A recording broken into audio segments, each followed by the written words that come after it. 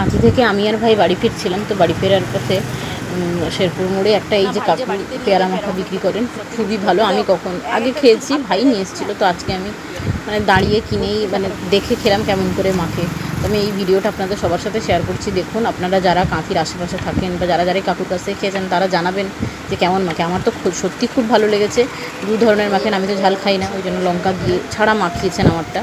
অনেক রকম মশলা টশলা দিয়েছেন, আপনারা দেখবেন। আর ভাই একটু ঝাল খায়, ওই জন্য ভাইয়ের জন্য আলাদা। ভাই তো প্রায় খায়, আমি তো এই আজকে গেলাম আসার পথে তাই খেলাম।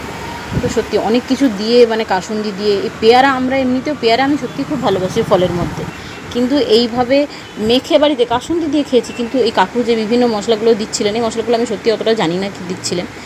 তো কাকু বলছিলেন, আমি অতটা ঠিক ভালো করে ওনার কথাটা মানে রেকর্ড করতে পারলাম না।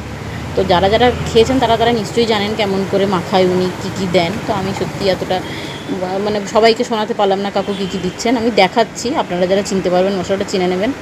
তো এই যে সব কিছু দিয়ে খুব সুন্দর করে, আর সত্যি কাকু পেয়ারাটা খুব ভালো মাখিয়েছিলেন। কিন্তু এই রোদে গরমে মানুষ পথে আসছে, এই যে কাকুর কাছে কিছু যদি কেনে, সবাই যদি একটু একটু করে কেনে, তাহলে এই মানুষটারও সংসার ভালো করে চলবে। তো আর সবারও মানে মুখের তৃপ্তি হবে, মনের তৃপ্তি হবে। আসলে গরমের মধ্যে শীত গ্রীষ্ম বর্ষার এমনকি পেয়ারা মাখা সত্যিই সবসময় খেতে ভালো লাগে। জানি না কারা কারা খেতে ভালোবাসে, আমি তো সত্যি খুব ভালোবাসি। যে মেখে কাকু রেডি করে দিলেন, সত্যি ভালো হয়েছিল। ওই কাকু দেওয়ার পরে আমি একটুখানি টেস্ট করেছি। আসলে ওই পিন কাঠিটাতে ওই দিচ্ছিলেন, তো এই কাঠিটাতে আমি উঠাতে পারছিলাম না, ওই জন্য আমি হাতেই উঠিয়ে খেলাম। আর সত্যি হাতে না খাওয়ার কী আছে, আমরা তো হাতেই সঙ্গে খাই।